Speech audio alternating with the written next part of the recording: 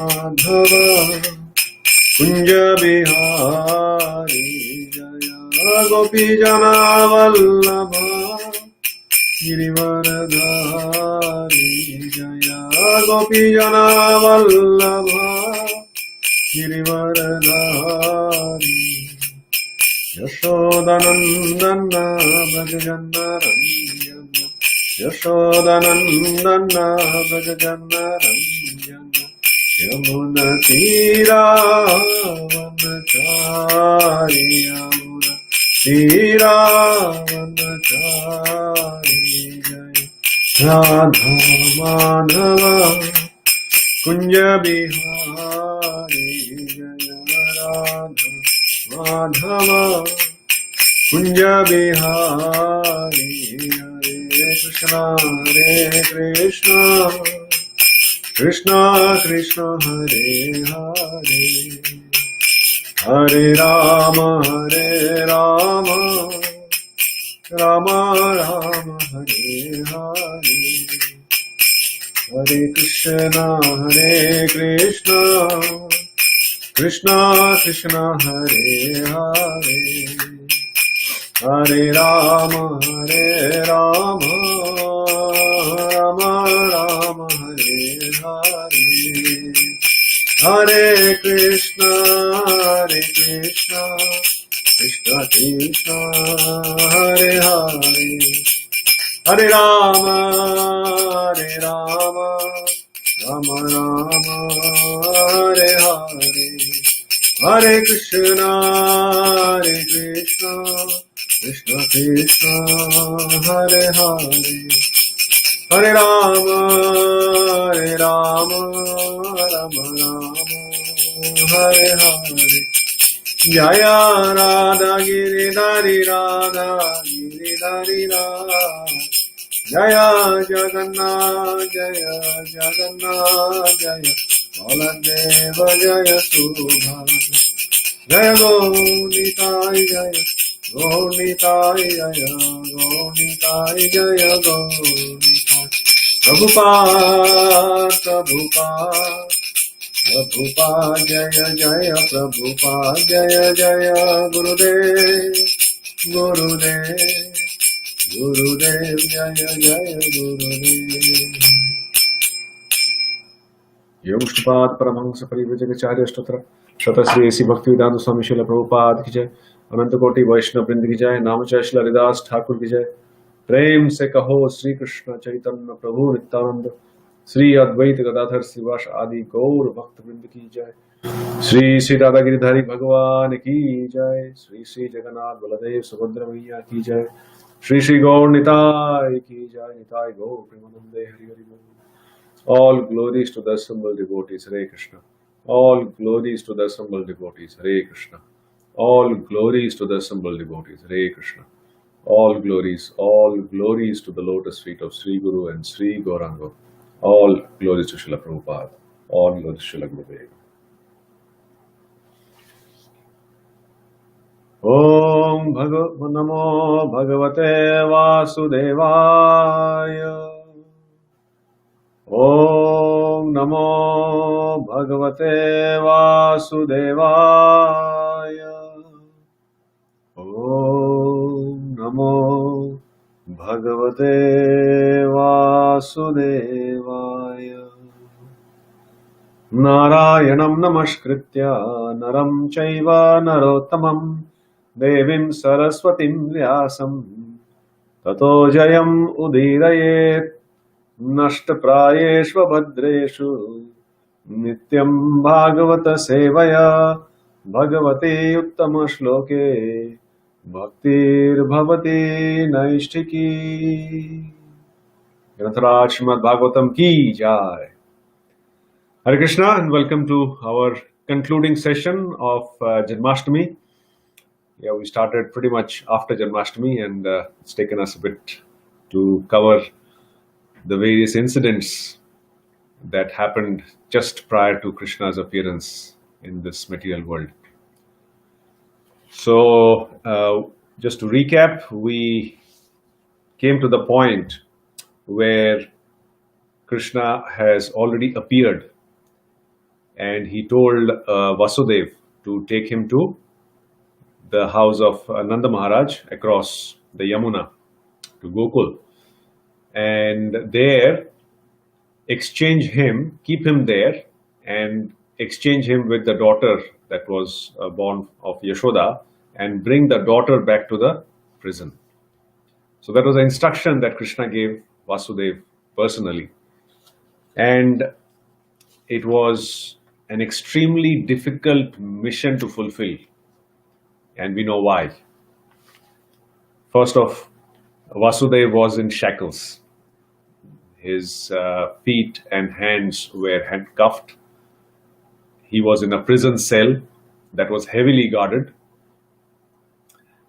So there was no way he could come out of that prison alone, leave alone with a newborn child.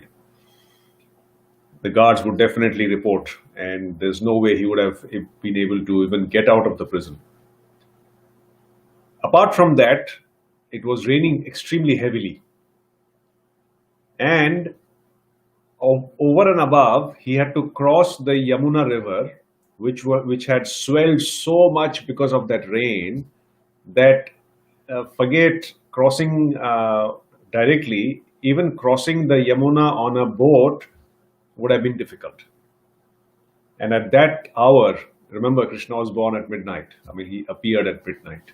So there was no way there was any boatman there, and there was no way Vasudev could have physically crossed that river and gone to the other side with Krishna. So it was a completely hopeless situation. There was no hopes of fulfilling Krishna's instructions at all. But what did Vasudev do is very interesting. What did he do? Did he sit down and think, oh my God, Krishna, you've told me what to do, but how will I do it? There's no way I can do it. So Vasudev never thought about that. This question or this doubt never came into his mind that how will I do it? It's impossible. This task is not possible at all. He just took this instruction to heart. He heard out Krishna. And as if nothing has happened, as if he's a free man, as if there is no rain, he just decided to fulfill that mission as Krishna wanted.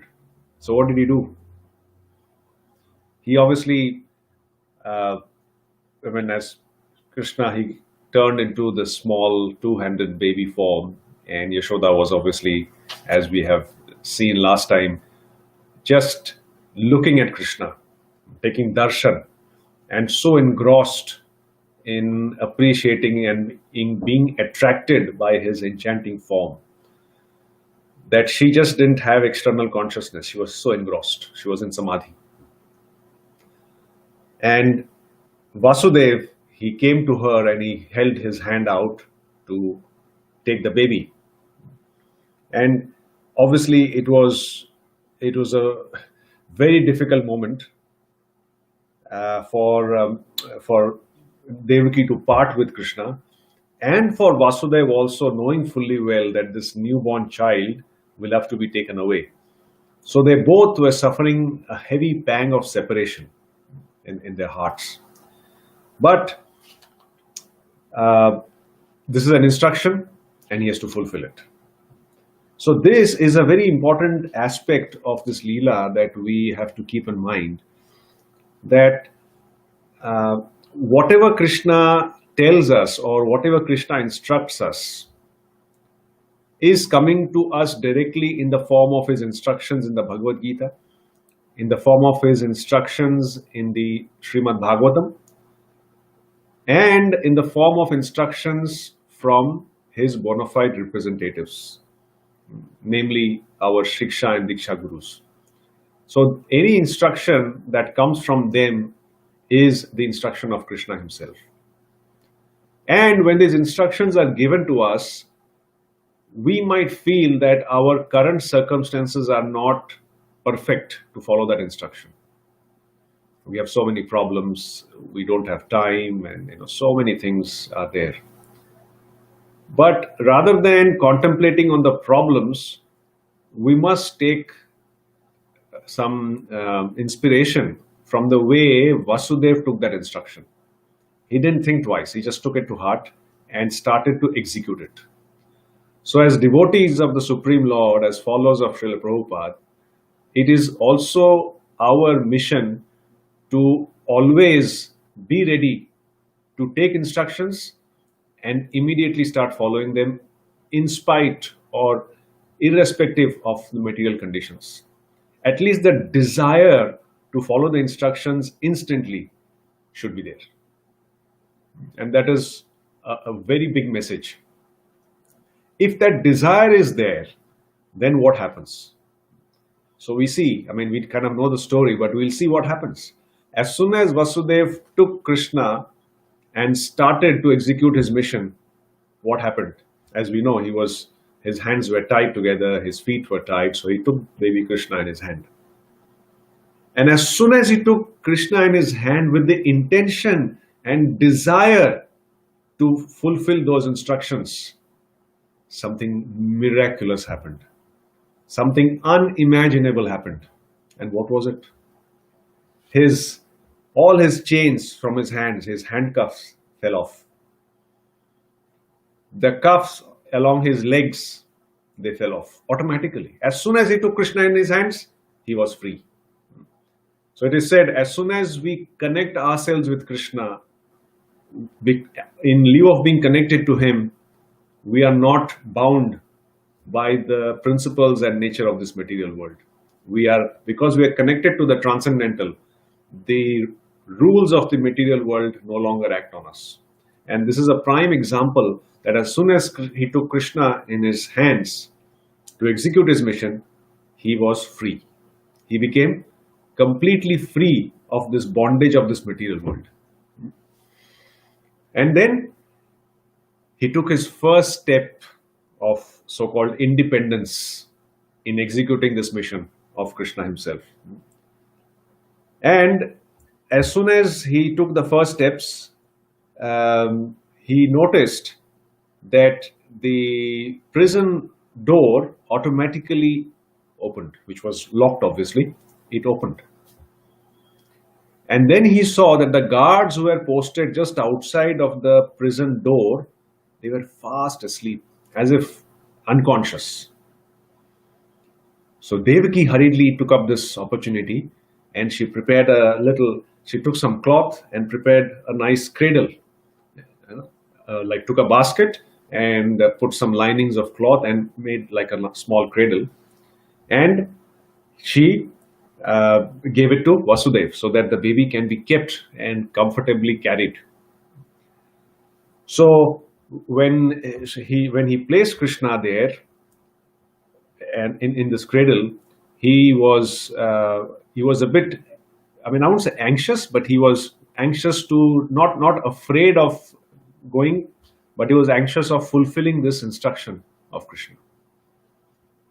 And when he was taking Krishna in this cradle, he took his steps, went outside the prison door and started walking. And as he was walking along the prison, there was this big illumination. Krishna, he was carrying Krishna, and that effulgence from Krishna's transcendental body or transcendental deity form, it was illuminating the whole path, because obviously it was midnight. There was no lights. So the effulgence from Krishna's body was showing the path to Vasudev, which direction to take, where to go. And while he was getting out of the prison house, he didn't know the path, but because of the light, he could navigate himself. And finally, he came outside the prison in the open air for the first time after being imprisoned. And it is said that when Krishna came outside, nature, all the natural elements, they were eager to see Krishna, to touch Krishna, to feel Krishna, their Supreme Lord. And so what happened as a result? So the rains, they started falling more heavily. It was raining anyway, but they started falling even more heavily so that at least they could touch Krishna. But because it was raining, Vasudev put a cloth over Krishna so that the rains don't hit him directly. So the rains were a bit disappointed.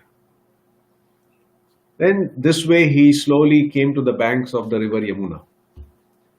And Yamuna, as soon as she saw her lord, she was anyway swelling because of the rains.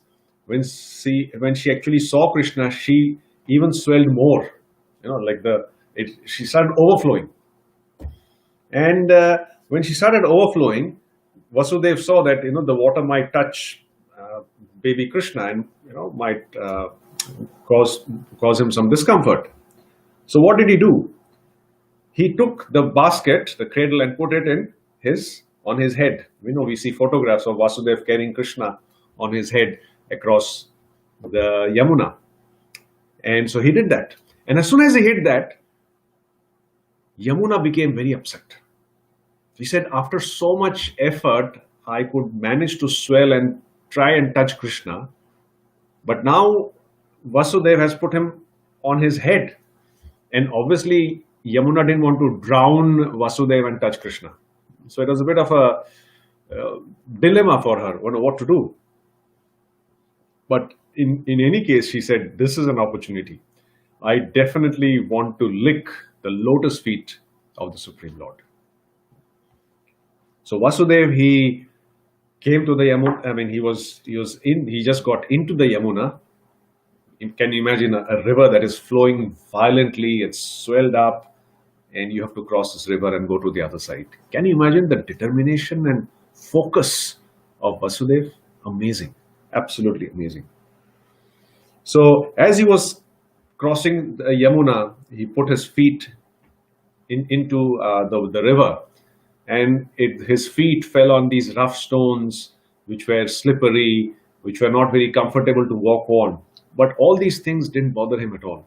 He just wanted to keep going, keep going, keep going. And as he was walking into the Yamuna, he suddenly realized, or he suddenly noticed, that the rains had stopped. It was raining so heavily when he entered the Yamuna, and then suddenly the rain stopped.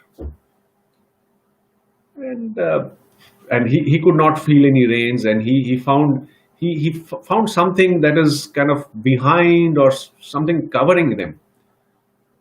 And he turned back and he saw this huge wall. He saw it as a huge wall, huge black wall. And then he realized that actually it's not a wall. It's a huge body of a humongous serpent. And this serpent had 1,000 hoods. Vasudev realized it's none other than Anantashesh. Baladeva ki jai.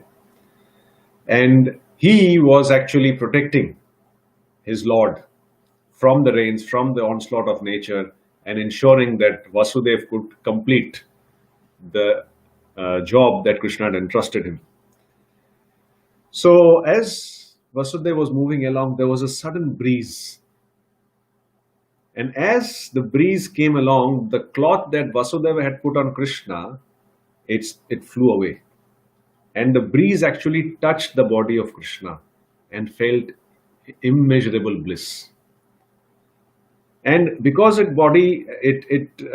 breeze touched the body of Krishna and the cloth had gone, Yamuna took an opportunity. Yamuna came as a big wave to touch the feet of Krishna, but the feet was still a bit away. So when the Yamuna just came up to touch the feet of Krishna, Krishna from the basket, from the cradle, he put his foot out and just was hanging his feet from outside the cradle. And as Yamuna was swelling up, Krishna put his feet out and the Yamuna just licked, as she wanted to, the feet of Krishna. Krishna Bhagavan ki jai. And Yamuna was extremely satisfied. And then to show her immeasurable joy, she wanted to do something. Like how when we are very happy, we want to actually express it. We can't just say, I'm so happy. By our actions, we show that we are happy. By our actions, we show our gratitude. So Yamuna wanted to show her joy. So what did she do? She said, well, this is a mission that Vasudeva has to fulfill. And so she actually, although she was swelling as a river, it was flowing part, she actually parted. And Vasudev, fearlessly, absolutely, fully confident, walked along with Anantashesh behind him. So another lesson is, when we have the intense desire to follow the instructions of Krishna, even though materially conditions might not be favorable, all the associates of Krishna, all the devotees of Krishna, they rally together and cooperate to fulfill that desire of serving Krishna. So we might have the desire, but we might not have all the resources. But if we have the desire, the devotees, the associates of Krishna, they create such a wonderful cooperative situation that they actually help us in fulfilling that desire of serving Krishna. So when Vasudev made up his mind, Anantashesh helped him. The breezes helped him. Mother Yamuna helped him. So from unknown, unexpected sources, help came in, and Vasudev was able to move along without any problems to execute that mission. So he crossed the Ramuna river and finally entered Nanda Bhavan. So as soon as he entered Nanda Bhavan, he could hear a baby crying. And the baby cried at the right time to show to Vasudev that this is the place where he needs to exchange Krishna. So he went to Yashoda's room, and there he saw a nice, beautiful baby girl. So he placed Krishna at her side, and he took her. So he placed Krishna by her side, and then he took her to place her in the basket. So as he was taking her, she kind of, how children give high five, like that. So Krishna's hand was here and the baby's hand was here. So they kind of touched each other, and she went into the basket as if mission accomplished. So he took her and went away, and he found that nobody in the household was awake. Obviously, everybody was fast asleep. So Vasudev left with her and went back to, finally took the same path, came back to the prison house, and as soon as he entered the door and kept the baby down, miraculously enough, the doors locked by themselves. All his iron shackles that had come off again automatically went back in its normal position, and the guards awoke suddenly. Unimaginable, isn't it? That's what happened. And then as soon as the guards awoke, the baby started crying. And they immediately got up and reported to Kamsa that finally his time has arrived. And so Kamsa, he immediately marched into the prison room, and he had a mixture of fear and anger. Fear that this was the person who was going to kill him, and also anger that he wanted to kill this child before this child kills him. So he was extremely angry as well. He went there, and Devaki begged that this is, after all, Devaki told him, it's after all a girl. How can you kill a girl? And Kamsa at that point was a bit confused. He said the 8th child was supposed to be a son who was supposed to kill Kamsa. How come it's become a girl? Anyway, he thought, boy or girl, doesn't matter. This person is supposed to kill him, so he would rather protect himself and get rid of the child ASAP. So he grabbed her by her legs and flung her towards the wall. And as he threw her towards the wall, she slipped from his hands, flew upwards, and assumed her original form of Durga. And she started smiling, she started laughing. and it said that description is she's on a chariot. She had 8 arms with all the weapons, and she told Kamsa, the 8th child has taken birth elsewhere. He will definitely kill you. Don't bother these poor innocent souls. Set them free. And she went away. At this point, Kamsa was extremely, even more confused and fearful. It is said that Kamsa was actually a worshipper of Durga or Shakti. So we know that there are, based on the modes that a person is in, the mode of goodness, passion, or ignorance, based on that mode, he worships, his worship is based on that mode. So people in the mode of ignorance, they worship usually Durga or Lord Shiva, and they are usually referred to as Shaktas or Shaivites. And an example of that perhaps is Bhasmasur, Ravan. So they are worshippers of Shiva or Shakti. And the second one are worshippers in the mode of passion. So they worship Lord Brahma or other devatas or demigods. They are in the mode of passion. And worshippers in the mode of goodness, they worship Vishnu or different forms of Vishnu or Krishna. So people in the mode of ignorance, they have, or they think that they can worship Shiva by smoking ganja. And they might give some examples in the scriptures that might say so. Similarly, people who worship Shakti or Durga, they say that they need to worship Durga with the 5 M's. What are those M's? The 5 M's are, that's what they say, that they need to worship Durga with 5 M's. M. What are the 5 M's? Mass. Mass means meat. Then Matsya, fish. Third, Madira, liquor. Fourth, Maithun, sex. And fifth, Mura, or parched rice or fermented rice. So they say that these 5 things are required to worship Durga, and so they consume these 5 things. But that worship is completely in the mode of ignorance. So because Kamsa was worshipper of Durga, he was extremely fearful at that point that how come his worshipable deity has confirmed what was told to him, and instead of the person who was supposed to kill him being born, she came in her place. So he was completely perplexed. He just didn't know what to do. But slowly over a period of time, he calmed himself down and he realized that, okay, if the child who was supposed to kill him has been born elsewhere, then even the celestial beings now are telling a lie. How can the Akashvani be false? Maybe they just cheated him. They just told him a lie.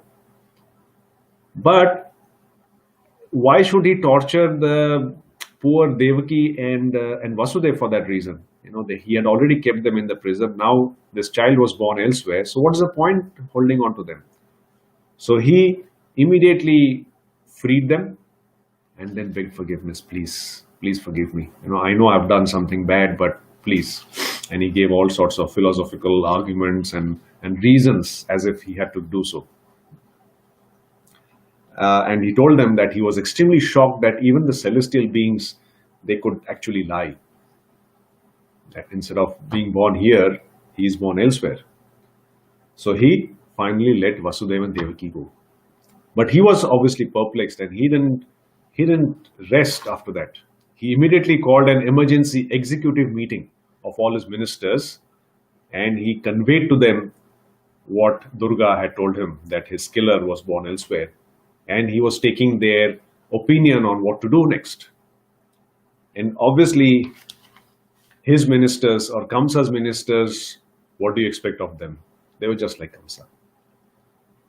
So it's the association that you give or take that determines your consciousness, your mentality, the mode that you are in. So they basically said that, well, it's a grievous situation. If he's born elsewhere, we need to track him down and kill him. So let's do one thing. Let's send all our men right across the city, the villages, and tell them, find out every child that was born in the last 10 days. Anybody born in the last 10 days should be completely wiped out.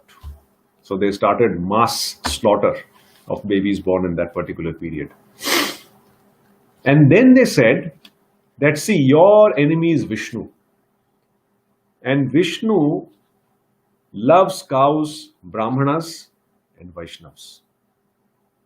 And if he can harm or persecute cows, Brahmanas, and Vaishnavas, then automatically Vishnu will be harmed. And with that intent, they started persecuting all these three.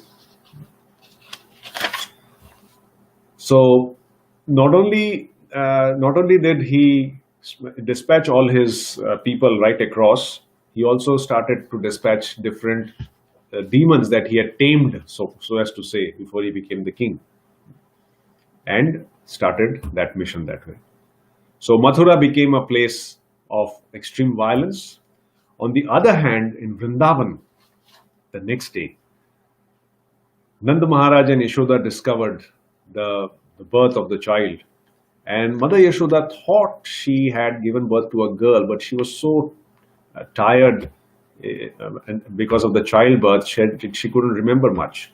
But in the morning, when she saw this beautiful form of Krishna, she just looked at him and she just forgot all about whether it was a girl child or a male child. She just looked at him, and again, just like Devaki, was completely engrossed and in samadhi. And she was just relishing his beauty. You know, as I said, we drink Krishna's form with our eyes. And it is said that he was moving his hands and legs, and he started crying. But his crying was not like that of an ordinary baby. His crying was like that of the sound Om. And at that point, all the gopis in Vrindavan, they came in and they got so many gifts for Krishna. And they also noticed that in his hands, when he was opening his hands, they saw a lot of auspicious marks. They also saw auspicious marks on his feet. And they informed Nanda Maharaj about this happening. And instantly, as soon as he got news that Yashoda had given birth to a son, immediately, how many ever cows were there in front of Nanda Maharaj, he immediately gifted all those cows to this gopi who brought him this wonderful news. So it is said that when we celebrate, we need to give something. We need to donate. We need to give charity. So celebration comes with charity. And it is to acknowledge the fact that Krishna has given us so much. Krishna is giving us so much that we need to distribute. It is said, when we give, we relish what we have got. And finally, the nurse came in to, it is said, cut the umbilical cord of the child, and was surprised that there was no umbilical cord, because Krishna was not born biologically. Krishna just appeared. And even when she looked at Krishna, she was so enchanted by his form. So Nanda Maharaj, he had given those cows. When he came to see Krishna, he was even more jubilant, fully in a celebratory mood, and he gave away more cows. And there's a nice verse in Bhagavatam that says how many cows he gave. Any guesses? Dhenum niyote pradad viprebhya samalankrite tiladrin sapta ratnaugha sata kaum bham varavritam.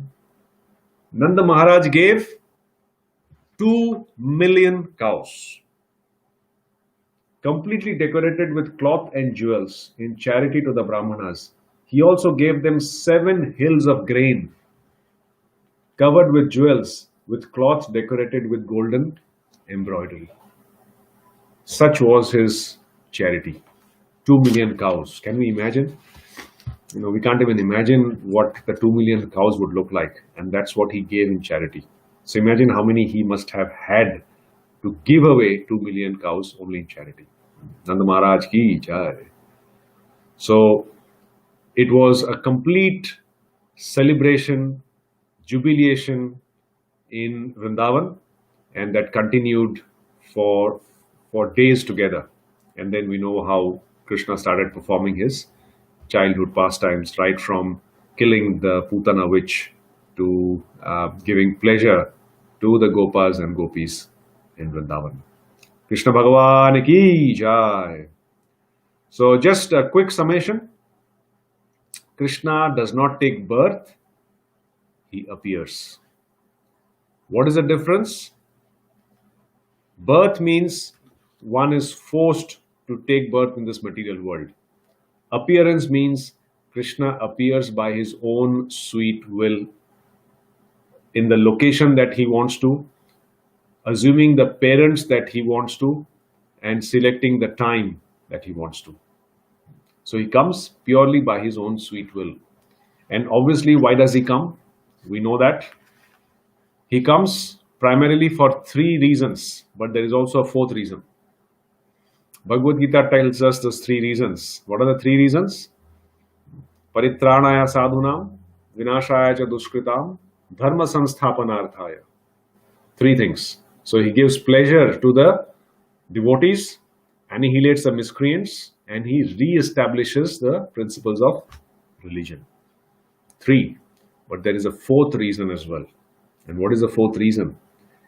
He personally comes. Why? To perform pastimes to attract the attention of all the conditioned living entities, to induce in them the desire to take up the process of bhakti and ultimately come back to him and serve him in their eternal swarupa or their eternal forms.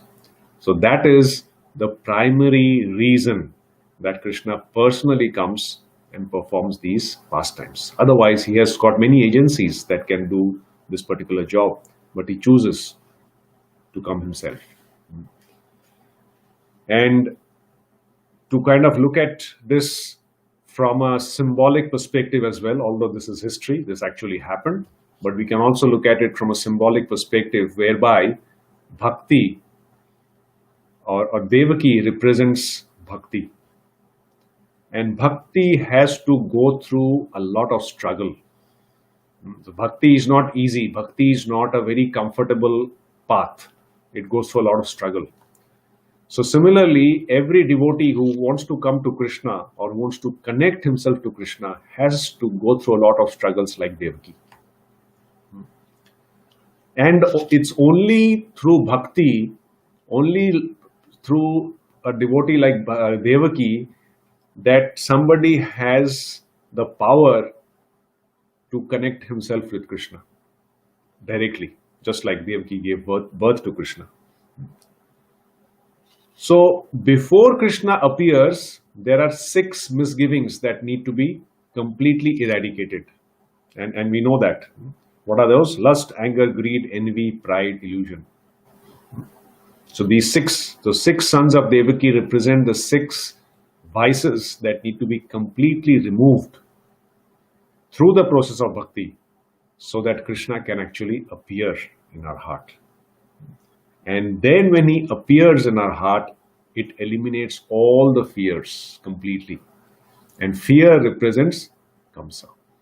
So when Krishna appears, fear automatically gets eradicated and we feel eternally blissful and eternally connected to the Supreme Personality of Godhead. And we realize that this is our constitutional position. Krishna भगवान की जय, जन्माष्टमी कथा की जय, निताई गौर प्रेमानंदे, हरि हरि बोल. So thank you very much. With this, we come to the conclusion of our Krishna Janmashtami pastimes. Hare Krishna. Shrimad Bhagavatam की जय, श्रील प्रभुपाद की जय, निताई गौर प्रेमानंदे.